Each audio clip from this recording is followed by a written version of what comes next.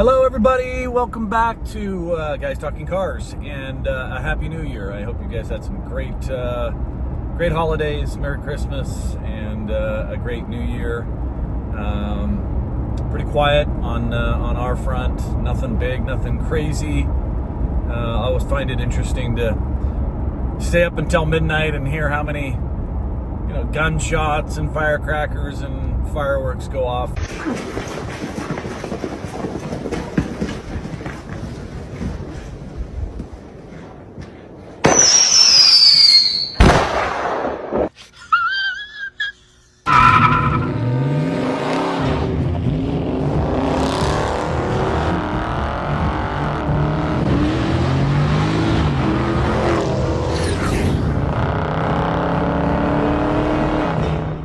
Welcome back. I know it's been a while since our last video, but I want to kick off the new year with just an update for me, because I like to engage with the fans in the community and get some feedback. So as you know, I've been in a bit of a limbo for cars. I still have my Toyota Camry, great car. It has been a slight disappointment, but I'm not going to get into that. But I will be making a change, and I've narrowed it down. I thought I had narrowed it down to 3 cars, but I've narrowed it down to 2 cars, one of which, of course, the perpetual Shane Tipton order cars and never take delivery, but yes, I have one on order. I laugh because I'm surprised they continue to order cars for me as the ultimate tire kicker, but I will tell you, I order really nice cars, and if you remember the last M2 that I ordered, which was a 2024 before they made the updates, sold 2 days after I said no. It was on the lot, and they're like, no problem, and it sold. So it's not like I'm ordering, a pink convertible Corvette or something, and it sits on the lot and nobody wants it. No offense if you like pink and convertible Corvettes.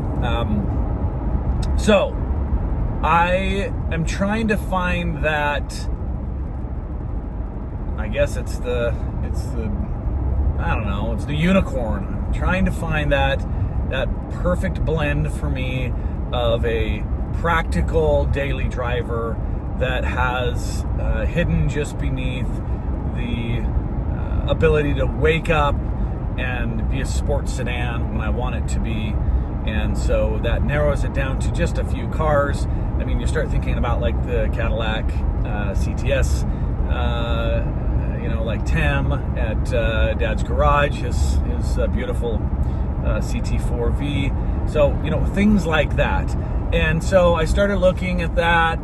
I started looking at the Audi S5 Sportback, which I've actually liked for a very, very long time, but I was nervous about Audi sort of reliability. But the Audi S5 Sportback apparently has good reviews. I drove it twice, and I actually really, really liked it. I thought it was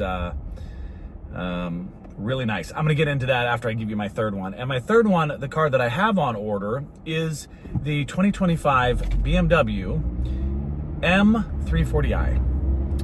And it has been refreshed with a new flat bottom steering wheel. It's got the new updated panoramic digital cockpit. And I ordered it in Brooklyn Gray. It has the 19-inch wheels. It's got like carbon fiber on the inside. It's got blue Brembo brakes.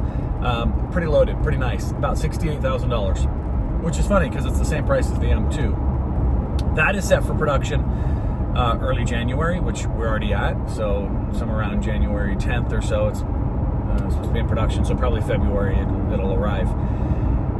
At the same time, there is the Audi S5 Sportback 2025 that are still currently being produced as, I think it's like the B9.5, because they have released pictures of the refreshed 2025 that's not going to hit until late October, that sort of matches the new BMW's tech interior. Now remember, the S5 Sportback has not had a refresh as good as it is for quite some time, and so they've updated it. But it's a mixed bag, because you're getting the first generation of this car that's been redesigned, and it's not just a refresh like a skin and interior, it's redesigned. And then you get kind of polarizing exterior, right? Because the current one is just gorgeous. So let me back up a little bit. So here's my argument. I've narrowed it down to those two cars.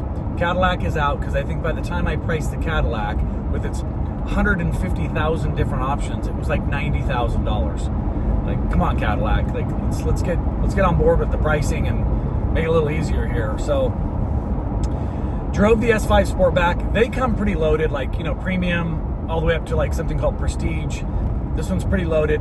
MSRPs are identical. Both all-wheel drive, Quattro system. They basically are competitors.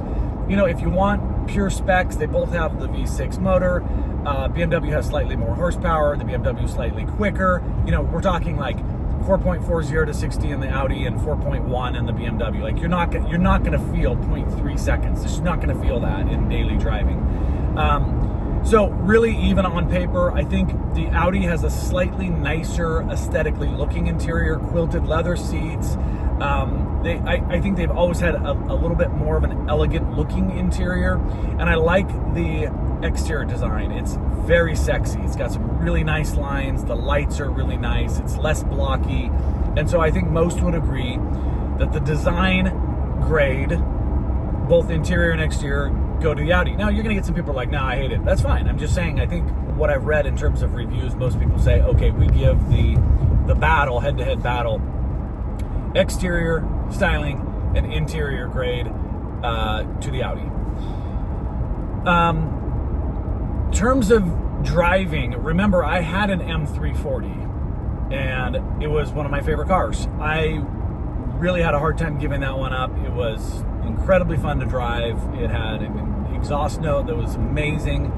I had no reliability issues.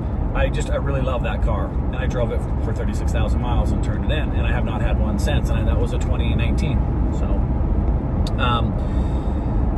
So the BMW performance, sharpness,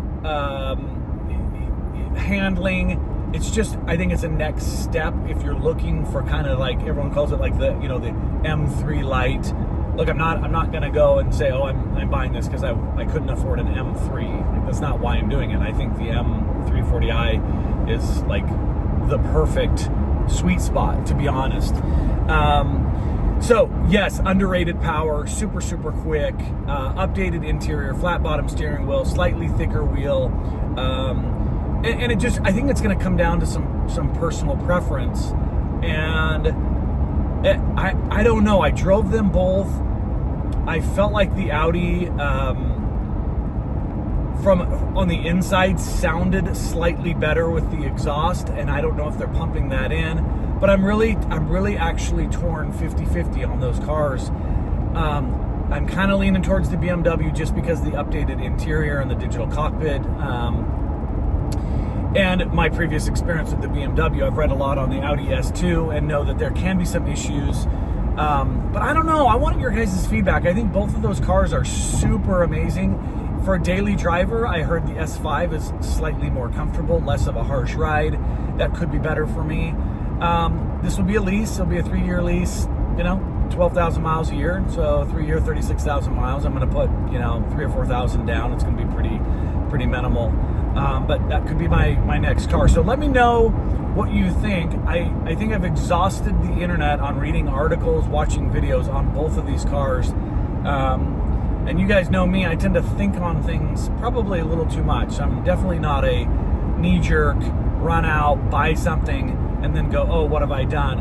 I tend to know more than the car sales. You know, they'll mention things, and I'm like, no, that's not this spec, or I know what's coming out, and that's fine. So let me know. I'd like your feedback.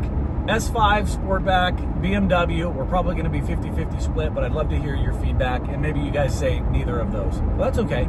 All right, that is my update for early 2025, and of course I'll keep you posted as things progress over the next 4 to 6 weeks. Thanks for tuning in. If you haven't liked and subscribed, certainly helps us out, keeps this channel going. We really enjoy it. It's just a fun little side hobby. Appreciate all your positive feedback, and until next time, guys talking cars, take care.